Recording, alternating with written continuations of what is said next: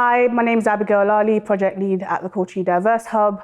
And today we're here with our incredible guests looking at Black History Month, Black History 365 to be honest, it's all year round. This year's theme is Beyond the Monolith, Black Histories, Diverse Narratives. And I'll just go over to our beautiful sisters because this year's theme is Salute Our Sisters. Can you please introduce yourself? Yes, I'm Paulette Morris and I'm a singer-songwriter, community activist. So yeah, I'm among many things. So, yeah. Cool. And what band are you in? What band? Well, me and... You have to talk about it. Okay. So musically, Royal Blood is our band, which another rock band has taken our name, but we're going to fight the cause because we actually had it first. Yeah, you and did. That Royal Blood. How many years has that been going? My sister. Well, we've been going for probably 40 years. We started as teenagers and within our community, and we had one of the first Northern #1 reggae hits. Congratulations. So we wrote a reggae hit back in the 80s. Yeah. Which kind of propelled us, people kind of know who we were. But yeah, the arts has always been very motivating and interesting for me. So yeah. Thank you. And what about you? Lara Rose, and I'm a singer, songwriter, artist, sculptor, poet. Currently doing a PhD, well, finishing the PhD. I was going to say, this is Dr. Lara Rose. Dr. Lara Rose, so well done. We love you. On the record, I have finished that. Cool. Do you want to show us some of your work? Yeah, and I brought a few pieces. So this is the Bailey head, which is based on my mother, Mrs. Bailey, Corinne Bailey Ray, the Bailey family, you know, Africans who received the Bailey name. Geraldine Connor, ethnomusicologist, yes, extraordinaire of Carnival Messiah. This is a work in progress based on Bridget from Black Health Initiative. And over there we have Royal Blood. Paulette working in progress. Yeah, it's gorgeous, by the way. Thank you. So yeah, it's just trying to resurrect Yoruba culture. You know, if you go to the British Museum, there's so many sculptures of us. Although people thought, oh, they couldn't have been done by Black people. Oh, they look exactly like us. For some, what they call them, some researchers thought that when they went to Africa and they saw all this work, it was like, but they look like Greek sculptures. How could it have been done by Africans? Well, But it was done by Africans, and it's incredible. Absolutely. And Africans today are still making sculptures. Absolutely. And more importantly, women. Yeah. That's why we're here today. Yeah. If I could ask both of you, what woman, could be a historical figure, could be from your community, from your family, but from your lived experience, who's had, a Black woman has had a lot of impact on your life, your perspectives. Could you start with you, Paulette? Yeah, I'm going to go because I think for me, my mother, being the first to come to this country, obviously, and she's left her family behind, I think there were things that we never knew about her life back home, and I'm slowly starting to rediscover her life, and she's absolutely amazing, just as a lot of the Caribbean, African women are. And she's a huge source of inspiration to me. Just the journey she took to be here. And I think for me, she's my biggest inspiration, I would definitely say. Because what I see in her is resilience.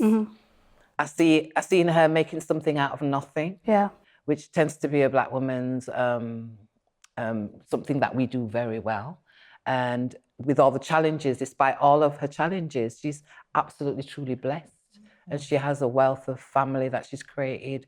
And the next generation, she's safe in her hands. Yeah. Absolutely safe. So she's been one of my biggest inspirations. She actually taught us to sing and learned us harmony when we were younger. Okay. And so that power of music definitely came from her. So yeah, she's amazing. Yeah. No, I definitely can. That resonates with me a lot because I think in my household, every evening, we weren't allowed to go to bed until we did a little sing-song and did prayer together. So I completely get that. Yeah. Lara?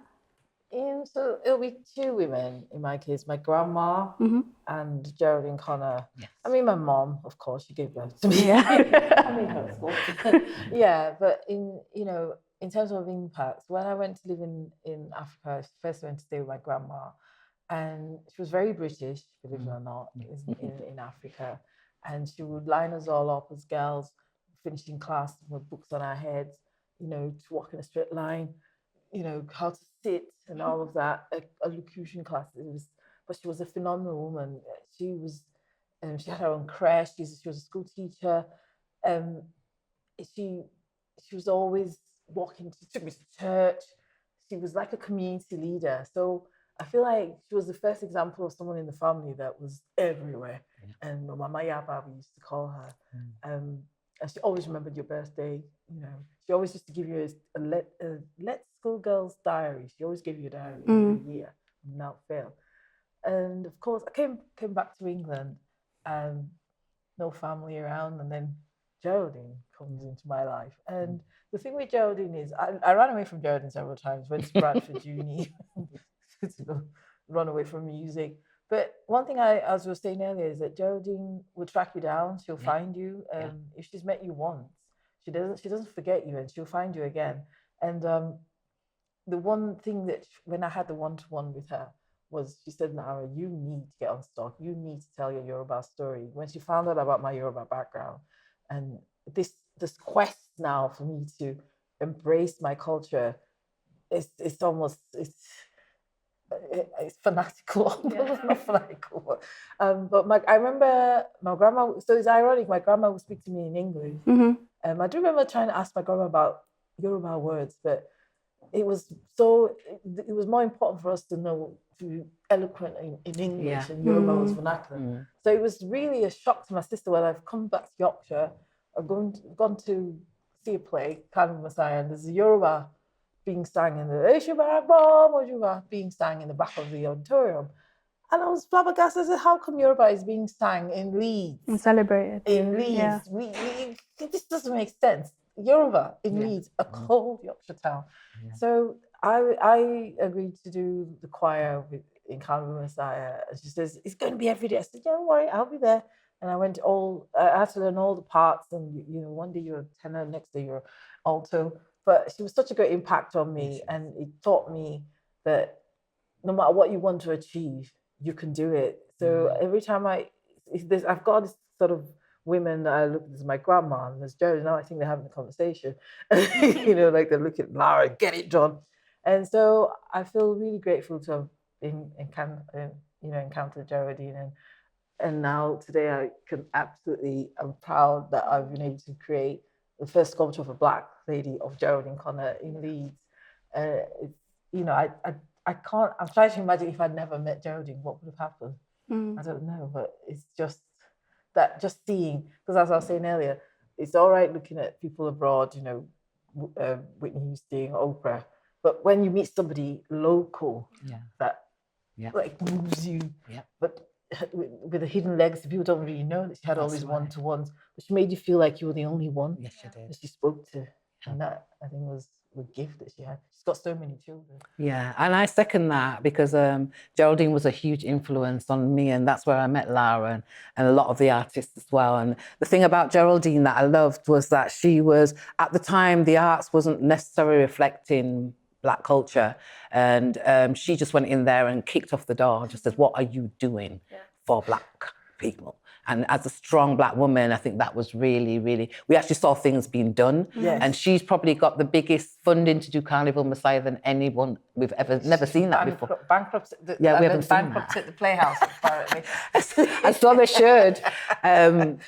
Just her presence, and just the fact that she would take no for an answer. Yeah. She's in the, what are you doing? And something would be done. Yeah. And I think in a lot of ways, Black women are activists from very, very young. Yeah. I mean, the minute we discover racism and that, we're treated in this way, and that we're women, I think we become activists. So I love that, seeing her so bold to just, in the music college, in the West Yorkshire Playhouse, and these spaces weren't really inviting. Yeah, she just she just took over, and Harewood I love House. that. Harewood House, you know, and brought us all together, and we're still a family today. So a lot of us, when we see each other, we just have this real sense of love, like, oh, I love you, I love everybody. You know, and for me, again, women like Khadija Ibrahim, who are, you know, worked with for years, is an absolute amazing woman in our community and in our time, and has developed some amazing projects. Sometimes, again, it's that black magic, that black woman girl magic gets overlooked. You know, Lara Rose, amazing. You know, and again, some of the sculptures that she's chosen are women that we don't want to forget. Bridget, you know, we've just lost, you know, our queen, who again, even if her time was short here, you know, Bridget and Heather, they did so much. The impact, huge. It's absolutely huge. So yeah. Just picking up on something that you said about being black, but then being a woman, how do you navigate the intersectionality of that? I remember growing up here thinking, oh, it's different being a woman. Oh, okay. I didn't realize that men do this. And as you grow, you don't realize that when you're born, obviously, but as you grow through and you realize, okay, socially, there's a difference here. And as a black woman, there's a huge difference, because I do believe that we carry a lot of weight. We carry the trauma with us, obviously, that generational trauma, but we also carry our children, our men, their hopes, their dreams, because we're in a top position, but yet still we're overloaded sometimes with the stresses of, you know, your partner's facing racism. Where's he got to go to talk about it to you? Your children are suffering in school, or there's some issue, or you've got to counsel them, and I think you become sometimes weighed down. And this idea of a strong black woman, I loved the idea at first, but then I thought, oh, that's a bit heavy. It's a lot. That's like a big bag. Yeah. Where do you think black women can go? So in terms of what can they do for themselves to actually create space to love themselves, to feel safe? Yeah, I think it can be difficult. I mean, I work for an organisation that, again, is really looking at women's safety and issues around women, and particularly black women. It's very, for me, it's very obvious that black women somehow have been missed out of the equation in terms of looking at our safety. And again, we don't have a great relationship with the authorities. So we're not going to go and say, look, I felt unsafe at this particular time. So I think our idea of safety has become lost within the national idea of women's safety. I think we definitely need to talk more about that and what that is. They recently did a report which said culturally diverse women felt most unsafe in their own communities, and that really like, oh, okay. In their own communities, I see that, I kind of see that, but we need to discuss that more. What is that for black women? Is that, it could be domestic violence, it could be you're suffering something and you don't know where to go, there's nowhere for you to because you're not going to go to the police, you don't trust the police, you don't trust these services, so we're trapped within our own little, somehow. But I think, again, we're very resilient and we're very determined, so I'm sure we will be having those conversations about safety and how we feel. And I've never felt safe here, to be quite honest. I've never even growing up. I'm in my 60th year now, and I've never really identified myself. Oh, thank you. Incredible year. 60. You look incredible. Yeah. Now, in my 60th year, and I look back and I just think, I've never felt British. So I've never felt I wanted that label. My children have adopted that label, and I've never felt it meant anything to me other than oppression. That's what it felt like. So I think my generation had a lot of identity crisis, like, well, where do we fit? How do we navigate this? And that's why, for me, Rastafari was the Rastafarian community was a huge thing for me in that time as a teenager, and it gave me a sense of Africa. Okay. Africa, that's where it started. Because again, our parents were optimistic, correcting, don't say the patois, don't you speak the English. Like you said, you need to be an English girl in this. And we going out there and trying to be an English girl was told you're not English. You definitely are not, you know. So I think our safety has always been in jeopardy. especially in through the lens of the European lens of going into certain spaces. Yeah. And you just feel as if, okay, yeah, maybe not necessarily wanted here. What more do you think could be done?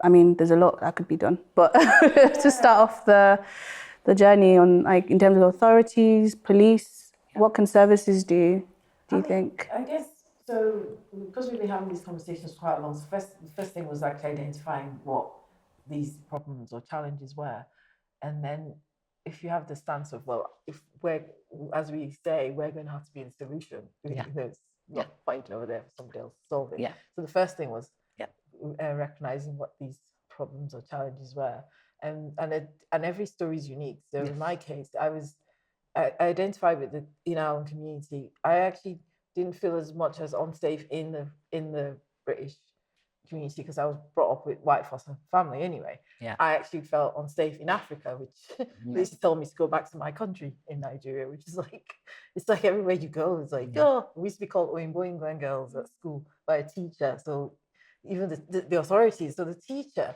is the one that made me unsafe in my own class. Yes. And so when we and this is the reason I did the research as well, just to try and understand what went wrong with Black people, with Black African, with Black women, with why was my mother like so much more like a brute in the house than she was. She was like, they loved Margaret Thatcher. They were like, they were masculine women. So this concept of strong Black women. That's all I've ever seen. Strong. You don't ever hear strong Black man, but men are supposed to be strong. They are strong. But why are women labeled strong Black women? Because we've had to put on this. And you're not allowed to be vulnerable. You're not allowed to. If you're being abused, you're not allowed to say anything. This is why in the community there was always this. You had to behave like nothing was wrong. And apparently this is something that was inherited from slave trade. I think Emily's dad or granddad wrote a book. And in this book, it described how Black women had to be strong to protect. They had to take on that persona. And they had to also teach their children not to show abuse, because that was the survival tactic from slave trade. So I was only discovering all these. And you're right, because I actually think still doing it. And you're right, Lara, because it's like it's a Victorian thing. Because when we think about it, it's a British thing, really, to be, you don't speak unless you're spoken to. Children are seen and not heard, and so there's you spare the rod and you spoil the child, and all of these things are kind of British things. I mean, they're obviously changing that narrative a little bit, but I think a lot of that, for me, sounds like a British system. And I think we think the Caribbean is Caribbean. It's actually British. Very British. It's very British. And like you said, the Africa that is very British. And the reasons for that, obviously, are colonialism and just their involvement. But I think we have a lot of British traits in terms of how we kind of think, but we don't realise, again, that they're British. We think, oh, it's not British, but it actually is. I decided to be silent and not say, because, again, women didn't have the rights here. So women didn't have any right to vote or to have any real say. They couldn't even, they had to be married. There's so many things that were against women, and that's white women. Never mind when we come into that mix of what's expected of a woman. And in my time that changed and shifted. So you had more rights for women, and men's place seemed to be a little bit like, oh, what do the men do now? Because they're supposed to be the providers, but they're not anymore. And how does this roles and women's roles shifted? We can go to work now, and all of these things. So I guess in what I felt was, when we go back and look at what it was before, what were the things we lost? Because it feels as if, throwing the baby out with the bathwater, as they say. We used to call our language vernacular. We didn't. It was called vernacular. Our cultures were deemed demonic. But what you start to notice, that there were certain practices in Africa that, if we actually embrace them in a contemporary context, they're actually healing and self-caring. So, absolutely. for example, the Igbos, before they get married, don't the women they take the women and teach them about how to be a wife. I've forgotten the exact terminology, but they have. Yeah. It's not finished. It's like a finishing school, but it's an evil. Yes. It's in the evils do this. They pamper you. They and actually this is what was so funny about that. What happens with evils? If the lady might put on weight while she's in there, the weight is a very controversial thing here. So much so that when she gets married, is it the evils or the calabars? If she loses weight, so she gets married. If she loses weight, the family are coming after the man. You're not looking after our daughter. So it's like, but there was such a nurturing environment, which is something. It doesn't make sense because the way we were described as savages, as I used that word earlier, the way Africa was described, it didn't even describe us in terms of even mothers nurturing their children, and mothers too, these strong women who, in their masculine energy all the time, bringing up, telling you, don't rely on any man. It's like, that's not the counsel of a Yoruba person. And when I've listened to a lot of Yoruba women, they're so, like, my grandma was kind of a mix, kind of hybrid between British. She was Cameroonian, so she was actually French, English, African. She was a hybrid, but she was quite strong, but she was nurturing as well. So she had, girls' school almost finished. So I feel like it's trying to find some of those practices, but we're losing them. We don't even know what they are. We don't know what these initiation, what they say, initiation or rites of passage. For example, when we're in a girls' thing, so when we're on our monthly, there was a way that you were treated. That's right. We're now fighting for that now. There was so many things that were self-caring, but we lost it somewhere from Africa to slave trade to back to Europe. And then we just adopted this hostile sort of masculine energy type. So, I mean, what does sisterhood mean to you in the modern 2023 in the Black community? What does that look like? Or how does that feel? That's a good question, isn't it? It's a question. It's a very good question because I think we're still trying to define. I think in a sense, women generally, again, it's like I was we're in some ways women compete with women. In terms of jobs or in terms of positions. But I do think there's, with Black women, I think there's a deep-seated understanding of sisterhood, that you are my sister and that we need to be a force together. And we're better together as a force than separate. And again, I think there's that idea that, you've got a great position, that I'm not going to celebrate you. Of course, I'm going to celebrate you. And I think we need to show that more. But sisterhood means a strength to me. It means unity. And I think together we are stronger. For instance, working with Khadija Ibrahim with Legion Authors, for me, was an absolute strength. And we played on each other's energies. So, she had some ideas, she had the ideas, and I'd be there to support that idea. And sometimes it doesn't matter where you sat. If you sat in the front seat and you're driving it, or if you sat on the back seat, or if you sat at the side, I think we all need to be to recognise that sisterhood is valuable. It's valuable. So, sisterhood is very, very important to me in terms of that wider network of people, other sisters who I know understand my struggle. And that's why the Culturally Diverse Women's Hub, again, it represents that idea of women coming together, speaking their truth, and being supported. And I remember there was a Black Women Conference talking. We went to that conference, and there was talking about Black women entrepreneurs, leaders. And I posed that question again, and I think some people feel as if there's some women within the community that we can be a little bit, I won't say bougie, but a little bit out of reach with some of the women that are trying to get in. So some of the women think, well, they're the popular ones. They're the ones that get everything, and then I'm here trying to get in, but I can't quite get in, penetrate that circle of whatever that circle is for them. And I was aware of that, and I thought, okay, interesting how we might see our people that are in positions. But I just say, if you're a boss lady, we need to be behind you as a boss lady and not try to rip you down. And I think sometimes we do think, she should be doing this or she should be doing that. We project our own ideas on that person, but that person, again, is a boss lady, and she might need to be rough. She might can be smooth, but she needs to be all of that. We need to allow her to be that and not project our own ideas on her. So I'm very much into sisterhood and supporting. Yeah, I would agree. I feel recently in the last week, especially after lockdown, I feel like maybe it was lockdown that did it, and there was a lot more communication online, but there has been, I feel people have got to know each other a lot more, and the technology definitely helps. So people are tweeting and sharing themselves, so people know more about what people are up to on Facebook because they're sharing more about themselves. So you're saying, oh, they're actually a human being. Oh, they actually cry. So people are actually, so the boss ladies, people are seeing their softer side, and I feel like more and more people are there's a lot recently in the last year, even this year especially, there's been a lot more working together with the Leeds Culture 2023. We're going to be doing the temple to these women. That's with Romy right. Smith. So yeah. Romy Smith is another amazing, incredible artist in Leeds, and she's responding to Sonia Boyce's exhibition at the Leeds Gallery, and that's probably because of the work of the hub,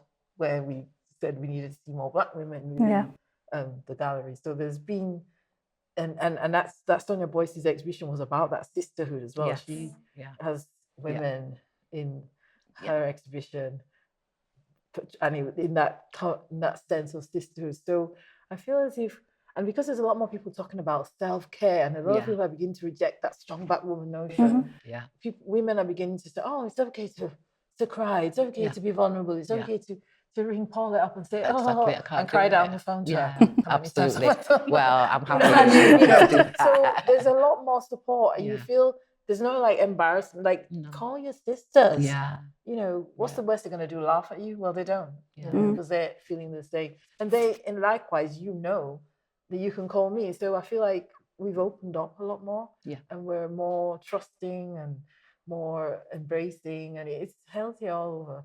I think so too. So it's just keep going, and we've got the women cultural diverse women's hub. We've got women meeting and coming together and talking about their truth, and even the CEOs of some of the companies, some of the Black women who are really at the top of their game, just hearing some of their comments about being referred to as, as a T, they're in a big conference doing something, can you get the T or whatever it is, because they're not expected to be in that position. So I mean, it's still happening, but our sisters are out there doing their thing, and I think again, we're groundbreaking. I mean, what you've done, Lara, as well with it's groundbreaking. It's the first, and I think it's important that we have people like yourself and celebrate you for being the first, for doing something, that is amazing. That will actually outlive us all. Will outlive us all. And so, I did something right. Yes, you did. Have you personally got any examples of when you felt supported, loved like that by a community of women, or one specific woman? I know you've given an example, Geraldine, but could be a past or recent one, and like what that felt like as well. I mean, within the Inscribed Writers group, so yourself, Khadija, nurturing us as poets, and we actually got published in an anthology, and so in the poetry space, we're able to do streams of consciousness exercises. So I mean, there are men there as well, but sometimes they have actually they have stayed on after the group just to talk to, so we've had I remember having like 3 or 4 of us who listened, Lara, what you wrote today. So they've stayed back and done some sort of pastoral work after. Is that feminine? What's the feminine of pastoral? Anyway, so I would say that Khadija, she looks strong on the outside, and I used to be scared of Khadija, but when you see her other side, her nurturing side, it's amazing. It's like beautiful. So that I really did appreciate. They stayed back after her and Malaika, and we had another chat. So I feel that was quite much better than even what happens at the church.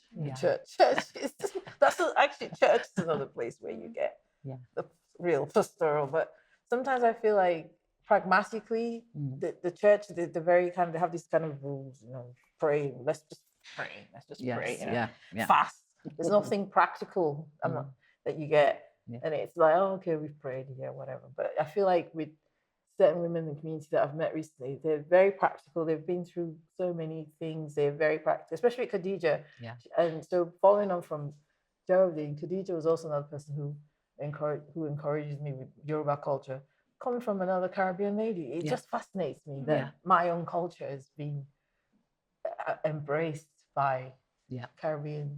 And so that has been another nurturing, inspiring group. I think for me, there's a few, because I think working with Khadija, obviously with Legion Officers, was very profound, because we traveled to America for over 15 years. We were going back and forward slamming with young people, which changed a lot of their lives as well. So that project for me is something that I'm very, very, very proud of.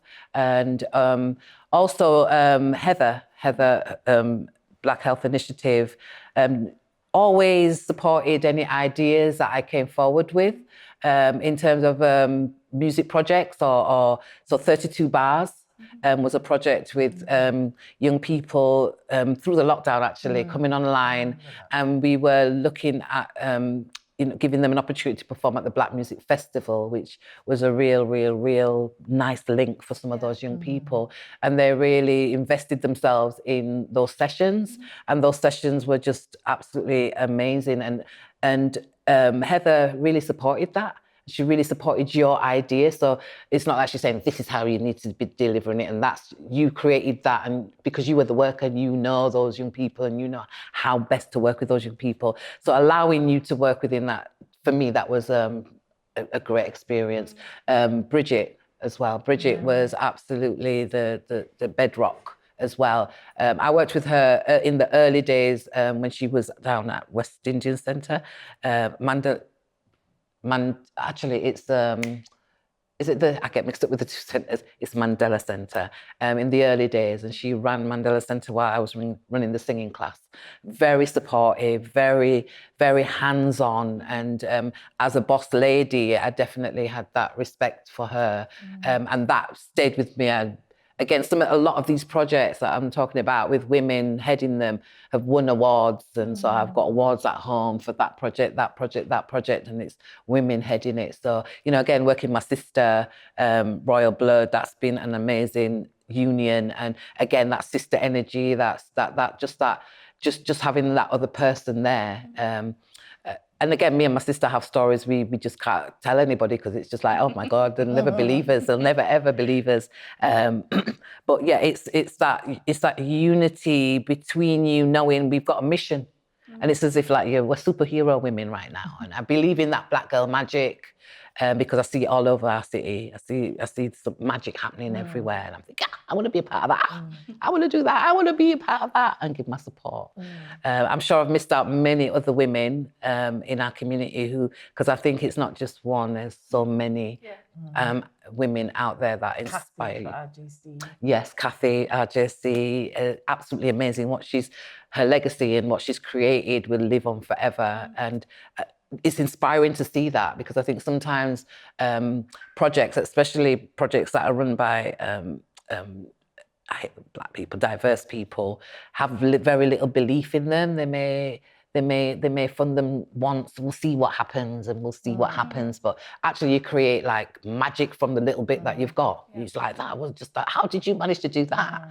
And I think that's the resilience of us. We'll actually make, it's like the fishes, there's 4 fishes there, but somehow it turns into 150, can feed everybody, and we only had this little bit. So I'm very aware that sometimes in order for us to kind of show who we are, we've got to do it through a European lens. And it's kind of set. So even what Lara did is outside that European lens. And I'm sure you had to fight. So I recognise the fight that some of our sisters are doing in order to kind of remain basically on the top and to be able to run their project. I definitely know with Legion Authors, we constantly was having to reinvent ourselves and do something totally different. And actually what we were doing was working. But people didn't realise it's like they didn't respect that. So we actually just started fundraising for ourselves and doing, the young people were fundraising. That's why I love that project, because we thought, okay, don't need you. We will do this. And that was just Black women deciding, we will do this. We will do something different. We're not going to fall into your lens. And I'm not saying it's not good in some aspects, but it doesn't suit us all the time. And yeah, just fitting us into that box. So yeah. It just reminded me of other leaders like Abigail, Marshall, Gatong, who are in the council. Yeah. Nursing Gloria Henley. So there's Yes. quite a lot of women in positions, and because they're in these positions, they've actually been able to support us from a position of power, not just. So Abigail was able to get the sculpture launched at Leeds Uni, That's right. Leeds Beckett at my university, and she just said, "Look, keep this date free. This is what you need to do, and I'll get the leaders of the council to do a formal recognition by the city." Wow. And they did that. The school kind of came to attention that, wait a minute, what do you mean the council members are coming to the school? And then I didn't even have anyone to open the event. I was, Emily, you're here, you could do it. Yeah. But it was just, like I said, about the pragmatic, the actual practicalities. So I sat with Abigail and she told me what I needed to do. So what I find is the more women like that give us actual practical things. Bridget, I remember on the phone to me saying, "No, Laura, you should make those sculptures." Definitely. Yeah, but I can't just I felt, how could I just make a sculpture? I mean, don't people commission people? So no, self-commission, you know. So all these women have been, I mean, Arthur France as well, but mostly a lot of women, I would say, have influenced me in the last like so many years and to where I am today. But not just in words, but in actual action, practical, you know, tangible ways that I feel are very important. So just the last two questions from myself, and thank you so much for sharing so openly about your lived experience and shouting out the incredible women as well that have impacted you. You live in Leeds, both of you. What could the city do more of to make you feel safe or supported, or at least you know, for you to thrive with ease, I should say. With ease. And just the second part of that question is, what advice would you give to your younger self? Interesting. I think the first thing for me, for the city, again, the city has a drive to become the first women-friendly city. And Black women, obviously, diverse women are included in that. And what I would like to see is our city be prepared to listen to us, as I think we have we've been ignored, basically. And I think, again, being prepared to listen might not suit them, because having the conversation about racism, sometimes they become the victims and they start being upset about what we're talking about. So I think that's why there's always been a need for us to meet together so we can speak comfortably about how we really, really feel. And I think it'd be great I'd feel safer if I could speak my truth to everyone and they would be prepared to listen. And that's all I would say really about the city of Leeds is just be prepared to listen to us. You might not like what we hear. You've never experienced it before, but we have real experiences that we'd like to share. And that could change it for the next generation, because I won't want my granddaughters, my daughters to feel unsafe. I wouldn't want that. I wouldn't want that. But I think there's a lot we need to talk about among ourselves first as women. Definitely. I think there's a lot of issues we need to discuss and talk first. What advice would you give to yourself? Ooh. Well, your younger self. The weirdest thing, my younger self was quite reckless. You know, I was quite like, I was very reckless. And I think I would say to my younger self, it's okay. It's okay that you made as many mistakes as you made when you was younger, because it's created the person you are today. And I think all those experiences when I was younger have made me into the person I am today, and not to over worry about everything. And that's what I'd probably tell my younger self: have those experiences. And again, getting to 60, I realised things change. You're not the person you were when you were a teenager, and in your 20s, 30s, 40s, there's another element, another layer to your personality, and things change and you can change, you can do things different. But for my younger self, definitely, I think I was always bold and have a go and try. I'm going to do this, I'm going to do that against the odd, but I'd say it's okay, don't worry too much about it, you'll be fine. And you'll learn from everything. You learn from all of your mistakes. So make the mistakes. Because they're part of life and learning. So, yeah. Laura? So I feel more support with entrepreneurship. I know there's the moment we have mahogany market and we have a lot of women who are making their own products and well, including myself, I suppose. Yeah. And you kind of feel like there's no market or there's nowhere to take your goods to. Or so in terms of that being practical again. So it's amazing what's happening with mahogany. And then I'm wearing an ebony milestone. You today. sure are. And she's that's another reason. Which is there's so many. So there's a lot of women who are in using their creativity to create amazing products, especially when it comes to like hair products, cosmetics. We're beginning to make our own cosmetics. Yes, we are. And for our own skin. Yeah. So it's kind of how do we if the Leeds City Centre can provide a space, so we're not. It's at the moment everything's mobile, isn't it? One day we're in the playhouse, tomorrow we're in the street, we're in Trinity. So we need. I've been looking for shop front. There's just no space. I don't know where, unless you have £5 million, whatever, to use to get a big. So entrepreneurship, more workshops maybe, or more support in that area. Yeah, I would say that. Yeah. And what I would actually say to my younger self is, well done. Yeah. You kept going. Yeah. Yeah. Congratulations. Well done for everything you achieved at that time. Yeah. I think that's. And I would tell my younger self again, and all of the people out there, because I'm at 60, I'm a part of the performance ensemble, which is an over 60s performing group. And I think people get this idea that you get to a certain age and, it's done. Why do you want to sing, Lara? And I for me, again, it's about your whole life.